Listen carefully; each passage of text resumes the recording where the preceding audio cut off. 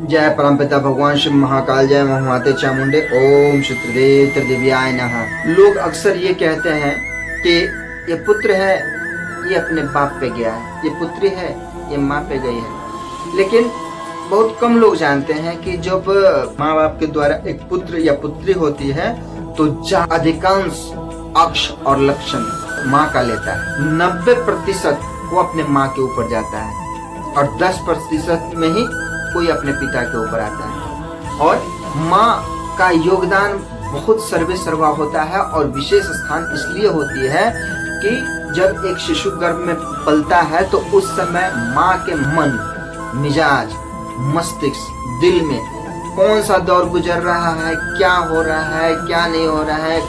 उसने अगर भगवान का स्मरण किया तो भगवान की छवि आएगी। अगर उसने मतलब जिस तरह की प्रवृत्ति अपने मन मस्तिष्क में पालती है उसी तरह की छवि उस पुत्र को मिलता है, उस पुत्री को मिलता है। और 90% माँ के योग से पुत्र और पुत्री का योग मिलता है। उदाहरण के तौर पे चले तो हिरण्यकश्यप था कि जो पत्नी थी वो नारायण भक्त थी। हिरण्यकश्यप वहाँ का अपने आप को भगवान मानता था, इसलिए जो भी प्रजागण में नारायण की भक्ति या किसी अन्य देवी देवता की भक्ति करता था उसको मारना, पीटना, उस पर जुल्म करना, उसको शासन करना, ये कार्य करता था।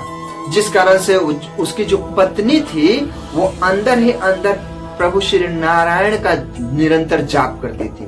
अब उसका पुत्र हुआ प्रहलाद, जो अपने माँ के छवि को लेकर आया और सबसे बड़ा नारायण भक्त निकला। भगवान श्री हरि विष्णु का इतना बड़ा भक्त निकला कि वो स्वयं एक आध्यात्म की किताब में सुनहरे अक्षरों से लिखा गया उसकी कीर्ति, जहाँ पर जगत पालनहार भगवान श्री हरि विष्णु नरसिंह रूप लेके आए और हिरण्याक्ष का अंत किए। दूसरी एग्जाम्पल मैं दूं तो त्रेता युग में रावण जो था उसके माता थी कैकसी, जो महा राक्षस प्रवृत्ति की। उसको तो छल से के साथ में महर्षि विश्वेश्वरैया के साथ में विवाह कराया गया था। वो महर्षि थे कि जिनका पुत्र का अंश जो हो जाता है भगवान बनने की क्षमता रखता था। तो इस बीच में देखे राक्षस कुल में बहुत त्राहिमाम मचा हुआ था कि कोई ऐसा कुल में हम लोगों का जन्म ले जो राक्षस और उस ब्राह्मण दोनों का सम्मिश्रण करके पूरे तीनों लोकों में अपना आधिपत्य जमाए।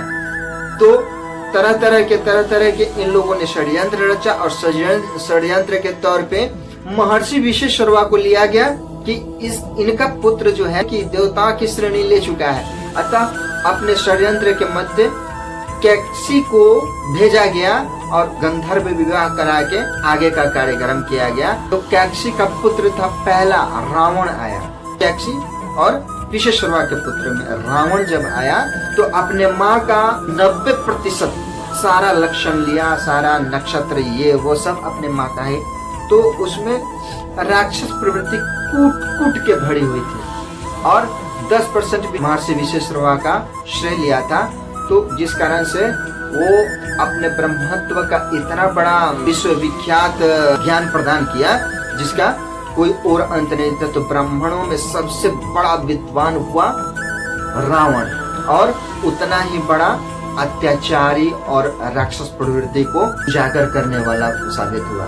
इस तरह से कई सारे उदाहरण हैं जो यथासंभव अपने माँ पे ही जाता है। इन्हीं शब्दों के साथ जय परमपिता भगवान श्री त्रिदेव, जय माता त्रिदेवी, आप सबका कल्याण हो।